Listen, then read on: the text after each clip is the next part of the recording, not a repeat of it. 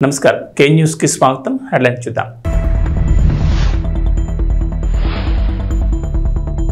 హైదరాబాద్ కు దీటుగా వరంగల్ నగరం inner outer ring road airport నిర్మాణం అధికారులకు మంత్రి పొంగులేటి కీలక ఆదేశాలు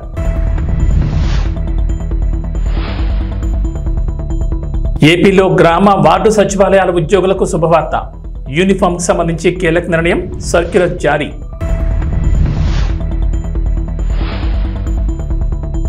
ఏపీ తెలంగాణకు రెడ్ అలర్ట్ 6 జిల్లాల్లో భారీ వర్షాలు వాతావరణ శాఖ హెచ్చరికలు తెలంగాణలోని ప్రధాన నగరాల అభివృద్ధిపై రేవంత్ సర్కార్ దృష్టి పెట్టింది భవిష్యత్ అవసరాలు ప్రణాళికల్లో భాగంగా నగరాలను అభివృద్ధి చేయాలని భావిస్తోంది హైదరాబాద్ సికింద్రాబాద్ సైబరాబాద్లకు తోడుగా రంగారెడ్డి జిల్లా ముచ్చింతల్లో 4వ నగరం నిర్మించనున్నట్లు ఇటీవల సీఎం రేవంత్ రెడ్డి ప్రకటించారు తాజాగా మధ్య తెలంగాణలో ప్రధాన నగరమైన వరంగల్ నగర అభివృద్ధిపై రేవంత్ ప్రభుత్వం ఫోకస్ పెట్టింది హైదరాబాద్ నగరానికి దీటుగా వరంగల్ సిటీని అభివృద్ధి చేయాలని భావిస్తోంది వరంగల్ అభివృద్ధిపై జిల్లా ఇన్ఛార్జ్ మంత్రి పొంగులేటి శ్రీనివాసరెడ్డి మంగళవారం సెక్రటరియట్లో మరో మంత్రి కొండా సురేఖతో కలిసి సమీక్ష నిర్వహించారు భద్రకాళి దేవస్థానం అభివృద్ధి mega textile park smart city పనులు వరంగల్ ఎయిర్పోర్ట్ నర్సంపేటలో గవర్నమెంట్ మెడికల్ కాలేజ్ సమీకృత గురుకుల స్కూల్ తదితర అంశాలపై మంత్రులు అధికారులతో చర్చించారు వరంగల్ జిల్లా నగర సమగ్రాభివృద్ధికి తమ ప్రభుత్వం ప్రత్యేక చర్యలు తీసుకుంటోందని మంత్రి వెల్లడించారు అందుకు అనుగుణంగా అధికారులు చురుగ్గా పనిచేయాలన్నారు అదే విధంగా ఇండస్ట్రియల్ కారిడార్ హైదరాబాద్ నుంచి వరంగల్ వరంగల్ నుంచి రామగుండం వరకు ఈ ప్రాంతంలో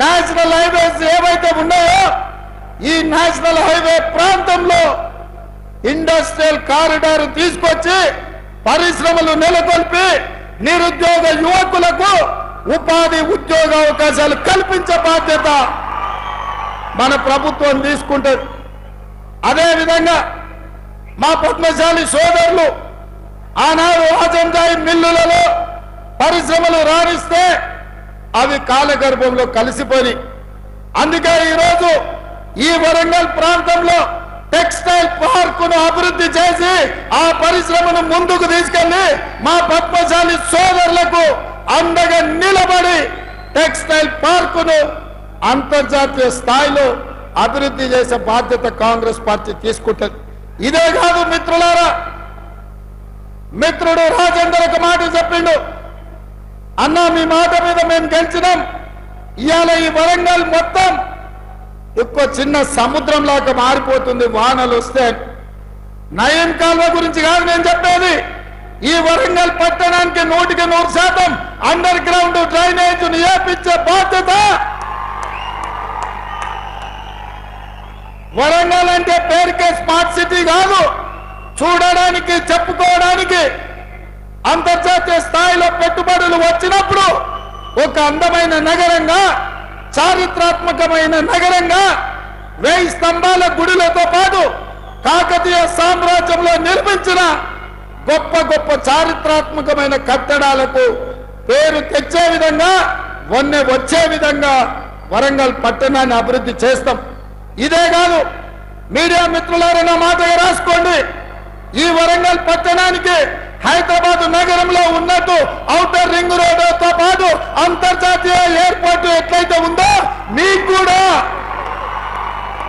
వరంగల్ ఔటర్ రింగ్ రోడ్డుతో పాటు మీకు ఎయిర్పోర్టును నిర్మించి సరాసరి విమానం వరంగల్లో దించే బాధ్యత మా ప్రభుత్వం తీసుకుంటుంది వరంగల్ పట్టణానికి మహర్దశ కల్పించే బాధ్యత నేను తీసుకుంటా అని చెప్పి మా మిత్రులకు నేను తెలియజేస్తున్నా మిత్రులారా సాధించిన తెలంగాణ రాష్ట్రంలో 10 సంవత్సరాలలో అద్భుతాలు చేసి ఉండొచ్చు వరంగల్ నగరాన్ని మహానగరంగా మార్చి ఉండొచ్చు కానీ ఒక చెత్త ఒక మురికి కూపంగా మీ వరంగల్ కు పట్టిన పెద్ద సమస్య మీ చెత్త ఎత్తే దిక్కులేని ప్రభుత్వం గత 10 సంవత్సరాలు ఉండే అందుకే వరంగల్ పట్టణాన్ని పట్టి పీడిస్తున్నా ఆంధ్రప్రదేశ్లో గ్రామ వార్డు సచివాలయాల ఉద్యోగులకు శుభవార్త చెప్పింది యూనిఫామ్కు సంబంధించి అధికారులు కీలక నిర్ణయం తీసుకున్నట్లు తెలుస్తోంది విజయవాడలోని గ్రామ వార్డు సచివాలయాల శాఖ అడిషనల్ కమిషనర్ జారీ చేసిన ఉత్తర్వులు బయటకు వచ్చాయి జిల్లాలో మండల అధికారులకు కమిషనర్ కీలక ఆదేశాలు జారీ చేశారు బుధవారం నుంచి గ్రామ వార్డు సచివాలయాల్లో విధులు నిర్వహిస్తున్న ఉద్యోగులకు యూనిఫామ్ తప్పనిసరిగా ధరించాలనే ఆంక్షల్ని ఎవరూ విధించొద్దని ఆదేశించారు. దయచేసి ఈ విషయాన్ని అందరికీ తెలియజేయాలని సూచించారు. ఈ నిబంధన జిల్లాతో పాటుగా మిగిలిన చోట్ల అమలు చేయనున్నారు. గ్రామ వార్డు సచివాలయాల ఉద్యోగులు కొత్త ప్రభుత్వానికి కొన్ని రిక్వెస్టులు చేశారు. తమకు 2 నోషనల్ ఇంక్రిమెంట్లు ఇవ్వాలని, అలాగే సచివాలయ ఉద్యోగులకు ప్రొబేషన్ డిక్లరేషన్ ఆలస్యంగా చేసినందుకు రావాల్సిన బకాయిలు మంజూరు చేయాలని కోరారు. సచివాలయ ఉద్యోగులకు ప్రొబేషన్ డిక్లేర్ అయినటి నుంచి జూనియర్ అసిస్టెంట్ పే స్కేల్ కల్పించాలని అన్నారు. గ్రామ వార్డు సచివాలయాల ఉద్యోగులకు పదోన్నతులు కూడా ఇవ్వాలని కోరారు. హైదరాబాద్ నగర వాసులకు గుడ్ న్యూస్. త్వరలోనే మంచినీటి కష్టాలు తీరనున్నాయి. నగర ప్రజలు ఎప్పటి నుంచో వేచి చూస్తున్న గోదావరి ఫేజ్ 2 త్రాగునీటి సరఫరా ప్రాజెక్టుకు రేవంత్ సర్కార్ గ్రీన్ సిగ్నల్ ఇచ్చింది. సుమారు 5,560 కోట్ల అంచనా వ్యయంతో మల్లన్న సాగర్ రిజర్వాయర్ నుంచి హైదరాబాద్ నగరానికి మరో 15 టీఎంసీల నీటిని తరలించేందుకు సర్కార్ అనుమతించింది. ఈ మేరకు పురపాలక శాఖ ముఖ్య కార్యదర్శి దానకిషోర్ ప్రభుత్వం ఉత్తర్వులు జారీ చేశారు. రానున్న 2 ఏళ్లలో ఈ ప్రాజెక్టును పూర్తి చేయాలని ప్రభుత్వం లక్ష్యంగా పెట్టుకుంది. మొత్తం వ్యయంలో 40% హడ్కో లోన్ కింద సర్కార్ సమకూర్చనుంది. మరో 60% మొత్తాన్ని పనులు చేపట్టే ఏజెన్సీ భరించాల్సి ఉంటుందని ప్రభుత్వం ఉత్తర్వుల్లో పేర్కొంది. తర్వాత ఈ నిధులను హైదరాబాద్ జలమండలి వడ్డీతో కలిపి చెల్లిస్తుంది. ప్రస్తుతం హైదరాబాద్ నగరంలో తాగునీటి అవసరాలు రోజుకు 750 మిలియన్ గ్యాలన్లు కాగా, నగరం చుట్టుపక్కల ఉన్న వివిధ జలాశయాల నుంచి సుమారు 600 MGD మాత్రమే మంచినీరు సరఫరా చేస్తున్నారు. 2050 నాటికి ఈ డిమాండ్ 1014 MGDకి పెరుగుతుందని అంచనా. ఇక గోదావరి నుంచి ప్రతి ఏడాది 10 TMCలు ఎల్లంపల్లి నుంచి హైదరాబాద్ నగరానికి తరలిస్తున్నారు. ఫేజ్ 2 ద్వారా తరలించే నీటిలో 10 TMCలు నగర తాగునీటి అవసరాలకు వినియోగిస్తుండగా, మిగిలిన 5 TMCలు మూసీ ప్రక్షాళనకు, జంట జలాశయాల పరిధిలోని ప్రాంతాలకు నీటిని సరఫరా చేయనున్నారు. వర్షాకాలం వచ్చిందంటే చాలు ఆరోగ్యపరంగా చాలా మంది టెన్షన్ పడుతూ ఉంటారు. ఎందుకంటే వర్షాకాలంలో అనేక తీవ్రమైన వ్యాధులు ప్రమాదాన్ని తీసుకొస్తుంది. ఈ సీజన్లో వైద్యులు కూడా జాగ్రత్తగా ఉండమని సూచిస్తారు. ఆహారం, ఆరోగ్యంపై ప్రత్యేక శ్రద్ధ తీసుకోవాలని చెప్తుంటారు. సీజనల్ వ్యాధులు రాకుండా రోగనిరోధక శక్తిని, పోషకాలు అందించే కూరగాయలు, పండ్లు తినాలని సూచిస్తారు. ఇక వర్షాకాలం వచ్చిందంటే చాలు ఎన్నో పోషకాలు ఉండే బోడ కాకరకాయలకు చాలా ఎక్కువ డిమాండ్ ఉంటుంది. వానాకాలం మాత్రం ఈ బోడ కాకరకాయలు లభిస్తాయి. అడవిలో పెరిగే ఈ తీగలు వానాకాలం తర్వాత ఎండిపోతాయి. పొట్టిగా, గుండ్రంగా ఉంటూ వాటిపైన చిన్న చిన్న ముళ్ళు లాంటివి కలిగి ఉంటాయి. చాలా చోట్ల గిరిజనులు ఉదయాన్నే అడవికి వెళ్లి వీటిని కోసుకొచ్చి ఉపాధి పొందుతారు. కొన్ని ప్రాంతాల్లో వీటిని అడవి కాకర, ఆ కాకరకాయ, బొంత కాకరని కూడా పిలుస్తారు. వర్షాకాలంలో తప్పకుండా తినాల్సిన సీజనల్ కూరగాయ ఇది. ఈ కూరగాయలో అనేక పోషకాలు, ఔషధ గుణాలు ఉంటాయని నిపుణులు చెప్తున్నారు. Vitamin B12, vitamin D, copper, magnesium, calcium, zinc వంటి ఆరోగ్యానికి మేలు చేసే విటమిన్లు ఉంటాయి. ఈ కూరగాయలు శరీరంలో ఇమ్యూనిటీ పవర్ను చాలా బాగా పెంచుతాయి. అలాగే కార్బోహైడ్రేట్లు, ప్రోటీన్, ఫైబర్ కూడా మెండుగా ఉంటాయి. శరీరం ఫిట్గా ఉండడానికి కావాల్సిన అన్ని పోషకాలు ఈ కూరగాయలో ఉంటాయని నిపుణులు అంటున్నారు. తెలుగుదేశం పార్టీ అధినేత చంద్రబాబు తెలుగు తమ్ముళ్లకు శుభవార్త చెప్పబోతున్నారు. నామినేటెడ్ పదవుల కోసం ఎదురుచూస్తున్న వారికి తీపి కబురు అందించబోతున్నారు. చంద్రబాబు నామినేటెడ్ పదవుల భర్తీపై కసరత్తు దాదాపు చివరి దశకు వచ్చినట్లు తెలుస్తోంది. మరో వారం 10 రోజుల్లో తొలి విడత భర్తీ ప్రక్రియ పూర్తి చేయబోతున్నట్లు సమాచారం. టీడీపీతో పాటుగా ఎన్డీఏ మిత్రపక్షాలైన జనసేన, బీజేపీలకు 18 నుంచి 20% పోస్టులు కేటాయించనున్నారు. ఆ 2 పార్టీలు పోటీ చేసిన దామాషాలోనే నామినేటెడ్ పోస్టులు ఇవ్వబోతున్నారు. ఈ నామినేటెడ్ పదవుల్ని పనితీరు, సమర్థత, పార్టీపై అంకితభావం వంటి అంశాలను పరిశీలించి నియమిస్తారు. పార్టీ ప్రతిపక్షంలో ఉన్నప్పుడు కష్టపడిన వారు, పార్టీ ఇచ్చిన కార్యక్రమాలను ఎవరు నిర్వహించారు, ఎన్నికల్లో పార్టీ అభ్యర్థుల గెలుపు కోసం పనిచేసిన వారికి ప్రాధాన్యం ఇవ్వాలని నిర్ణయించారు. చిత్తశుద్ధితో పనిచేసిన వారు ఎవరనే అంశాల ప్రాతిపదికన 2-3 నివేదికలు తెప్పించినట్లు తెలుస్తోంది. ఈ కసరత్తు మొత్తం పూర్తి చేసి త్వరలోనే నామినేటెడ్ పదవుల్ని నియమించనున్నారు. ఈ నామినేటెడ్ పదవులపై పార్టీ ఎమ్మెల్యేలు, నియోజకవర్గ ఇన్ఛార్జీల నుంచి విడిగా ప్రతిపాదనలు తీసుకుంటారు. 5 ఏళ్లలో 1,64,000 కోట్ల రూపాయలు పేదవాళ్లకు ఒక్క పింఛన్ రూపేణ మనం ఇచ్చే పరిస్థితిలో ఉన్నాం. నేను ఇక్కడ మిమ్మల్ని అందరినీ ఒకటే కోరుతున్నా, 2,50,000 కోట్ల రూపాయలు డీబీటీ ఇచ్చామని ఒక్క బటన్ నొక్కడం తప్ప ఎప్పుడు వాళ్ళపై డైరెక్ట్గా పరామర్శించింది లేదు. రెండోది, ఏ ఫంక్షన్ పెట్టినా మనుషులను తీసుకొచ్చి, బలవంతంగా తీసుకొచ్చి పెద్ద పెద్ద మీటింగ్లు పెట్టి ఇబ్బందులు పెట్టిన సందర్భాలు ఉన్నాయి. నేను అందుకే మిమ్మల్ని అందరినీ ఇది కోరుతున్నా, రాష్ట్రంలో అందరం ఎవ్రీ మంత్ మొదటి తారీఖున పేదల సేవలో అనే కార్యక్రమం కింద మనం అనుసంధానం కావాలి. అంటే ఒక పూర్ మ్యాన్ చూసినప్పుడు వాడి పరిస్థితులు మనం అధ్యయనం చేసుకుంటే మీ మైండ్లో అది పనిచేస్తుంది. అక్కడి నుంచి మనం అనునిత్యం ఆలోచించాల్సింది, ఏం చేస్తే పేదరికం పోతుందో మీరు ఆలోచించాలి. జీరో పావర్టీ అనేది ఈ ప్రభుత్వం యొక్క ఒక నిర్దిష్టమైన ఆలోచన. ఫస్ట్ నేను అందుకే పీపీపీ మోడల్ చెప్పాను, ఇప్పుడు P4 మోడల్ అంటున్నాం. P4 మోడల్ అనేది public private peoples partnership. Top 10% డబ్బులు సంపాదించిన వాళ్ళు, బాటమ్ 20% అడాప్ట్ చేసుకొని మెంటరింగ్ చేసి వాళ్ళ రిసోర్సెస్ ఖర్చు పెట్టి వాళ్ళ బ్యాండ్విడ్త్, మేనేజ్మెంట్ బ్యాండ్విడ్త్ ఇచ్చి తద్వారా వీళ్ళ పైకి తీసుకురావాలి. ఇక్కడ మీరు కలెక్టర్స్ అందరూ ఉన్నారు, IAS ఆఫీసర్స్ ఉన్నారు, పాలిటీషియన్స్ ఉన్నాం. మేమందరం కూడా చిన్నగానే పుట్టాం, గ్రామాల్లో మామూలు వ్యక్తుల కుటుంబాల్లోనే పుట్టాం. మాకు ఒక అవకాశం వచ్చింది, దాన్ని ఉపయోగించుకున్నాం. మనందరం సమాజంలో మనకు ఒక ప్రత్యేకత సాధించుకున్నాం. కానీ మనతో పుట్టినవాడు ఇంకా ఆ ఊర్లోనే కనీసం 100 రూపాయలు 200 రూపాయలు పర్ డే సంపాదించలేని పరిస్థితిలో ఉన్నారు. కానీ ఈ టెక్నాలజీ ఏజ్లో ఇది పెద్ద కష్టం కాదు. అందుకే ఫస్ట్ స్టెప్ జీరో పావర్టీ. 12 లక్షలు 14 లక్షలు ఉన్నారు, వాళ్ళ మీద ఫోకస్ చేద్దాం. మీ మైండ్లో కూడా అనునిత్యం ఎక్కడున్నా కూడా పేదవాడిని దృష్టిలో పెట్టుకునే పరిస్థితి రావాలి. పేదరిక నిర్మూలనకి ఏమేం చేయగలుగుతారో మీరు చేస్తే చాలా బాగుంటుంది. ఈ విషయం మీరు గుర్తుపెట్టుకోవాల్సిన అవసరం ఉంది. అదే సమయంలో ఈరోజు కొన్ని ప్రిన్సిపల్స్ కూడా మీరు ఫాలో కావాలి. ఈజ్ ఆఫ్ డూయింగ్ బిజినెస్ కానీ, ఈజ్ ఆఫ్ లివింగ్ కానీ, ఈజ్ ఆఫ్ ట్రావెలింగ్ కానీ, ఈజ్ ఆఫ్ పబ్లిక్ సర్వీసెస్ ఎట్లా యాక్సెస్ చేసుకోగలుగుతారు చెప్పడం చేయడం కానీ, ఇన్నోవేషన్ కానీ, ఇలాంటి నూతనమైన ఆలోచనతో జీవన ప్రమాణాలు మెరుగయ్యే విధంగా హ్యాపీగా ఉండేట్టుగా మనం చేయాల్సిన అవసరం ఉంది. ఇది కూడా మీరు చేయాల్సిన అవసరం ఉంది.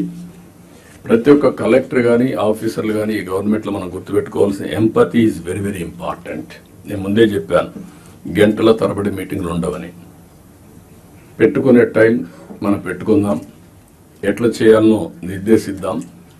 కానీ రూల్ బౌండెడ్ కాకుండా హ్యూమన్ యాంగిల్లో మీరు ఆలోచించండి. ప్రతి ఒక్క సమయాన్ని, ప్రతి ఒక్క ఇష్యూని రూల్ బౌండెడ్గా మీరు ఆలోచించేంత వరకు సమస్య పరిష్కారం కాదు. కానీ హ్యూమన్ యాంగిల్లో ఆలోచించినప్పుడు అదే రూల్ కింద ఆ సమస్యను పరిష్కారం చేసే పరిస్థితి మీకు వస్తుంది. అలాంటి ఆలోచనకు శ్రీకారం చుట్టాలి. మీ సబార్డినేట్స్ని కూడా ఎక్కడ కానీ మీరు చెప్తున్నా, మన ప్రవర్తనలో ఒక పాజిటివ్ ప్రవర్తన ఉండాలి. ప్లింతీ లాంగ్వేజ్ వాడడం, లేకుంటే మనకు అధికారం ఉందని ఒక పెత్తందారి వ్యవస్థ మరిగా బిహేవ్ చేయడం, అలాంటి ఎక్కడా లేకుండా ప్రతి ఒక్కరు గుర్తుపెట్టుకోవాల్సింది. కొలీగ్స్ని ఏ విధంగా పని చేయించామో రాజీ లేదు, కానీ వల్గర్గా మాట్లాడి వాళ్ళని కొంచెం ఇన్సల్ట్ చేయడం ఇలాంటి చేయకూడదన్న అభిప్రాయం. దాన్ని మీరు ఫాలో కావాలి. మీరు చేసే పని మాకు రిఫ్లెక్ట్ అవుతుంది. మళ్ళీ ఈ విషయం గుర్తుపెట్టుకోవాలి. మీరు ఒక వ్యక్తి అయితే మీకు అన్వయిస్తారు, వ్యవస్థలో ఒక భాగం అయినప్పుడు హెడ్ ఆఫ్ ది ఆర్గనైజేషన్ ఎవరైతే ఉంటారో వాళ్ళకు కూడా వస్తుంది. ఈ విషయం మీరు గుర్తుపెట్టుకోవాల్సిన అవసరం ఉంది. రెండోది యాక్సెసిబిలిటీ. మీ టైంని మార్క్ చేసుకోండి. నేను కూడా ఎవ్రీ సాటర్డే కూర్చొని CMO ఏ విధంగా పనిచేసాం, టైం ఎట్లా మేనేజ్ చేశాం, నేను ఎట్లా ఇంప్రూవ్ చేసుకోవాలి, అన్ని విషయాల్లో ఒంగోలు జిల్లా సమగ్రాభివృద్ధికి అవసరమైన కార్యాచరణ ప్రణాళికను రూపొందించాలని కలెక్టర్ మీమ్ అన్సారీ ఆదేశించారు. కలెక్టరేట్లోని సమావేశ హాల్లో ప్రకృతి విపత్తులు, స్వాతంత్ర్య దిన వేడుకలు నిర్వహణపై ఆయా శాఖల అధికారులతో నిర్వహించిన సమావేశంలో కలెక్టర్ మాట్లాడారు. ఈ నెల 15న పోలీస్ కవాత్ మైదానంలో నిర్వహించనున్న స్వాతంత్ర్య దినోత్సవ వేడుకలను ఎలాంటి ఆటంకాలు లేకుండా నిర్వహించేందుకు పకడ్బందీగా ఏర్పాట్లు చేయాలని కలెక్టర్ ఆదేశించారు. శకటాలు, స్టాల్స్ ఏర్పాటు, సాంస్కృతిక కార్యక్రమాలు, వీఐపీలకు ఆహ్వానం, ఇన్ఛార్జ్ మంత్రి ప్రసంగ ప్రతుల తయారీపై దృష్టి పెట్టాలన్నారు. సమావేశంలో జేసీ గోపాలకృష్ణ, డిఆర్ఓ విశ్వేశ్వరరావు, మార్కాపురం ఉప కలెక్టర్ రాహుల్ మీనా తదితరులు పాల్గొన్నారు. For 78th Independence Day function, RDO Ongole has to distribute invitation cards to officials. In the in-charge officer RDO Ongole, with coordination of DRO and collectorate staff, well in advance meticulously, RDO Ongole has to see that invitation cards should be distributed to. మీరు Ongole okay, అది ముందే type చేసి పెట్టుకోండి. ఏ school నుంచి మీరు పిలుస్తున్నారని neat గా అక్కడ ఆ టైంలో చెప్పిన టైంలో లేట్ అవ్వకూడదు. ఓకే. మీరు డిఓ అంటారా సాంగ్స్ సెలెక్షన్ అది మీరు ఒక్కసారి పర్సనల్ గా చూడాలి ఎంత టైం పడుతుంది ఒక సాంగ్స్ కూడా ఆ టైం అన్ని క్యాల్కులేట్ చేసుకుని మీరు చెప్పాలి. హాఫ్ అన్ అవర్ అంటే హాఫ్ అన్ అవర్, 5 songs అంటే 5 songs. ఆ సాంగ్స్ కూడా ఏ సాంగ్స్ ముందే మీరు ఒకసారి చూసి ఉండాలి. తర్వాత వారి నుంచి పెన్ డ్రైవ్ నుంచి అక్కడ మైక్ సిస్టమ్ మ్యూజిక్ సిస్టమ్ ఎవరు హ్యాండిల్ చేస్తారో వారికి మీరు ఇచ్చి ఉండాలి. వారి సిస్టమ్ లో పెట్టుకుని ముందే ఉంటారు. ఏ ఆర్డర్ లో మీరు సాంగ్స్ ప్లే చేస్తారో ఆ ఆర్డర్ లోనే అక్కడ చేయాలి. ఆ రోజుకి వచ్చి ఎవరైనా పెన్ డ్రైవ్ వచ్చి ఈ ఒక సాంగ్స్ కూడా పెట్టండి అలా అంటే అలా చేయడానికి లేదు. 1 hour డిలే అవ్వడం 1.5 డిలే అవ్వడం అంటే అసలు వద్దు. మీరు before it self you decide. Okay, ఒక half an hour to 45 minutes, not more than that. ఆ తర్వాత మిడిల్ లో అదే ఫైర్ డిపార్ట్మెంట్ వారు షో ఏదైనా చేస్తున్నారు. ఫైర్ డిపార్ట్మెంట్ షో ఎవరు వచ్చారు? మన దగ్గర ప్రోగ్రామ్స్ స్టాండ్ బై ఏం పెడుతున్నారు? Stand by vehicle equipment provide. Okay, ఇంకా వేరే కల్చరల్స్ మాత్రమే చేస్తారా? కల్చరల్స్ ఒక ఓకే, అది మీరు ఫిక్స్ చేసి రేపు ఎల్లుండికల్లో వాళ్ళు డిఆర్ఓ గారికి చెప్పేసారు. డిఆర్ఓ గారు మీరు మినిట్ టు మినిట్ ప్రోగ్రామ్ మీకు తయారు చేయండి. అంటే 2 hours ప్రోగ్రామ్ అంటే ఎగ్జాక్ట్లీ 2 hours. ఢిల్లీలో జంతర్ మంతర్ ధర్నా చౌక్లో విజయోత్సవ ర్యాలీని టీఎంఆర్పీఎస్ వ్యవస్థాపక అధ్యక్షులు ఇటుక రాజు మాదిగ ఆధ్వర్యంలో నిర్వహించారు. సహకరించిన న్యాయవాదులకు, పోలీసు అధికారులకు, మీడియా మిత్రులకు, మాదిగ ఉపకులాలతో పాటు బీసీ, మైనార్టీ, వికలాంగులు, రాజకీయ నాయకులు, ప్రజా సంఘాలు, అన్ని వర్గాల ప్రజలకు పేరు పేరున ధన్యవాదాలు తెలుపుతూ విజయోత్సవ ర్యాలీ నిర్వహించారు. 3 దశాబ్దాల సామాజిక న్యాయ ఉద్యమ పోరాటానికి దేశ ఉన్నత న్యాయస్థానం న్యాయం చేసింది. సదాలక్ష్మి అమ్మ ఆశయం నెరవేరింది. మాదిగ ఉపకులాల చిరకాల ఆకాంక్ష ఫలించింది. అమరుల త్యాగఫలం వృధా కాలేదు. ఉద్యమ స్ఫూర్తి ఎక్కడా కూడా తగ్గకుండా న్యాయబద్ధమైన న్యాయం కోసం నిరంతరం ఉద్యమించిన ఈ దేశంలో 40 సంవత్సరాల సుదీర్ఘ ఉద్యమం కొనసాగిన కుల ప్రస్థాన ఉద్యమం మాదిగ దండోరా ఉద్యమం. అన్ని రాజకీయ పార్టీలు సహకరించి ఈ సమస్య పరిష్కారం కోసం ఎంతో కృషి చేశారు.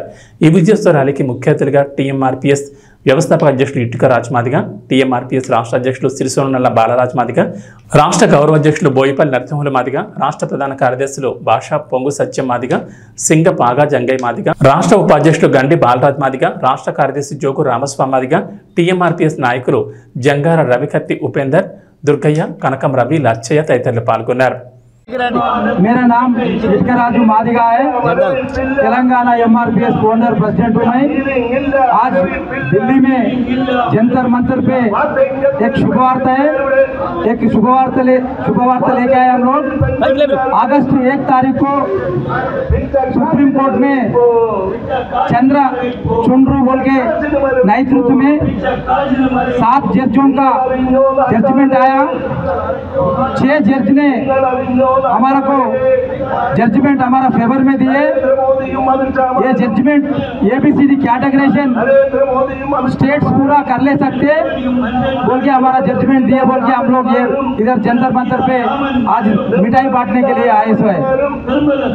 ये जो जजमेंट दिए, ये जजमेंट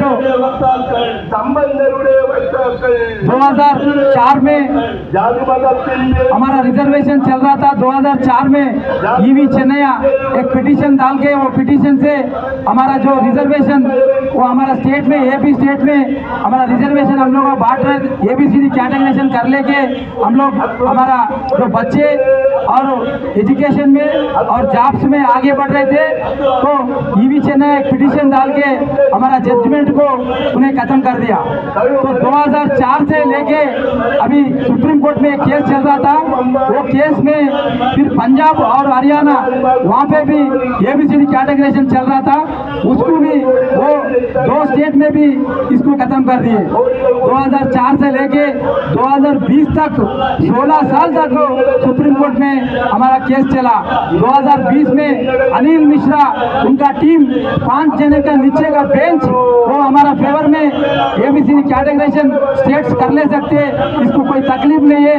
एक स्टेट में एससी का पॉपुलेशन ఎన్టీఆర్ దేవర నుంచి చుట్టమల్లే సాంగ్ రావడంతో సోషల్ మీడియా వాతావరణం ఒక్కసారిగా మారిపోయింది. కొంతమంది చుట్టమల్లే పాట అద్భుతంగా ఉందని అంటుంటే ఇంకొందరు ఇది కాపీ కొట్టిన ట్యూన్ అని ట్రోలింగ్ చేస్తున్నారు. ఇలా చుట్టమల్లే పాట అయితే దారుణంగా ట్రెండ్ అవుతోంది. చుట్టమల్లే పాట మీద ఫన్నీ మీమ్స్, ట్రోల్స్ కూడా వచ్చేసాయి. సబ్బుల యాడ్లా ఉందని కూడా కొంతమంది ట్రోలింగ్ చేస్తున్నారు. ఇక దేవర నుంచి వచ్చిన ఈ చుట్టమల్లే పాటను రామ్ చరణ్ ఫ్యాన్స్ ట్రోలింగ్ ఎక్కువగా చేస్తున్నారు. దీంతో రామ్ చరణ్ గేమ్ చేంజర్ జరగండి పాట, ధృవ సినిమాలోని పాటలను ట్రోలింగ్ చేస్తున్నారు. మామూలుగానే రామ్ చరణ్ ఎన్టీఆర్ ఫ్యాన్స్ మధ్య పచ్చిగడ్డేస్తే బగ్గుమనేలా వ్యవహారం ఉంది. దేవర పాటలను వీళ్ళు ట్రోల్ చేస్తుంటే గేమ్ చేంజర్ పాటను వాళ్ళు ట్రోల్ చేస్తున్నారు. ఇక గేమ్ చేంజర్ జరగండి పాటకు వచ్చిన వ్యూస్, చుట్టమల్లే పాటకు వచ్చిన వ్యూస్ను పోల్చి మరీ ట్రోలింగ్ చేస్తున్నారు. మరీ ముఖ్యంగా నార్త్లో దేవర పాట డామినేట్ చేస్తోంది. ఇప్పటి వరకు జరగండి హిందీ వర్షన్కి వచ్చిన వ్యూస్, లైక్స్ను చూపెట్టి 24 గంటల్లో చుట్టమల్లే పాటకు వచ్చిన వ్యూస్, లైక్స్ను పెట్టి ట్రోలింగ్ చేస్తున్నారు. ఆ లెక్కలు చూస్తుంటే దేవర పూర్తిగా డామినేట్ చేసినట్లుగా కనిపిస్తోంది. ప్రస్తుతం ఈ ఫ్యాన్ మాత్రం తారాస్థాయి జరుగుతోంది. ఇక చుట్టమల్లే సాంగ్ కంటే పరేషానురా బీచ్ సాంగ్ అదిరిపోయిందని రామ్ చరణ్ ఫ్యాన్స్ అంటే, ధృవాలను చూసా పాట కాపీ పాట అని యాంటీ ఫ్యాన్స్ ట్రోలింగ్ చేస్తున్నారు. జబ్ తక్ హై జాన్ సినిమాలోని పాటను ఉన్నది ఉన్నట్లుగా దించేశారని ట్రోలింగ్ చేస్తున్నారు. అసలు ధృవని రీమేక్ అయినప్పుడు పాట గురించి చెప్పడం ఏంటని రామ్ చరణ్ సినిమా మీద ట్రోలింగ్ చేస్తున్నారు. ఏది ఏమైనా దేవర గేమ్ చేంజర్ల ఫలితాలతో ఈ ట్రోలింగ్ ఫ్యాన్ వార్ మరింత ఎక్కువ అవుతుందనిపిస్తుంది. Captain Rohit Sharma, head coach Gambhir కాంబోలో భారత్ పాల్గొన్న తొలి వన్డే సిరీస్లోనే టీమిండియాకు షాక్ తగిలింది. శ్రీలంకతో జరుగుతున్న వన్డే సిరీస్లో గెలిచే మ్యాచ్లో అనూహ్యంగా తడబడి తొలి వన్డేను డ్రా చేసుకుంది భారత్. రెండో మ్యాచ్లోనూ బ్యాటర్లు తడబడడంతో కుప్పకూలి ఓటమి పాలైంది. శ్రీలంక నిర్దేశించిన 241 పరుగుల లక్ష్యాన్ని ఛేదించే క్రమంలో భారత్ జట్టు ఓ దశలో 97తో నిలిచింది. అయితే ఓపెనర్లు అవుట్ అయ్యాక భారత బ్యాటింగ్ ఆర్డర్ సైకిల్ స్టాండ్ను తలపించింది. శ్రీలంక స్పిన్ మాయాజాలను తట్టుకోలేక 208 పరుగులకు కుప్పకూలింది. తొలి 2 వన్డేల ఫలితంతో వన్డే సిరీస్ను గెలుచుకునే అవకాశాన్ని భారత్ కోల్పోయింది.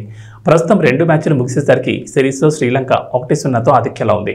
ఈ నేపథ్యంలో సిరీస్ కోల్పోకుండా ఉండాలంటే భారత్ 3వ మ్యాచ్లో తప్పకుండా గెలవాల్సిన పరిస్థితి ఏర్పడింది.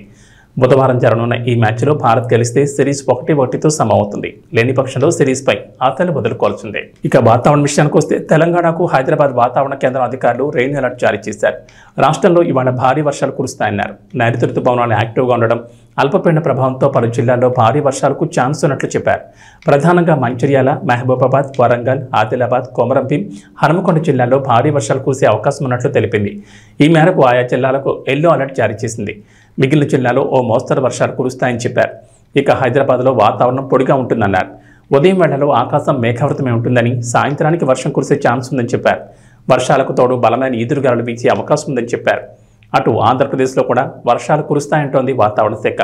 రాష్ట్ర వ్యాప్తంగా రాబోయే 3 రోజుల్లో తేలికపాటి నుంచి ఓ మోస్తరు వర్షాలు పడే అవకాశం ఉందని వాతావరణ శాఖ తెలిపింది.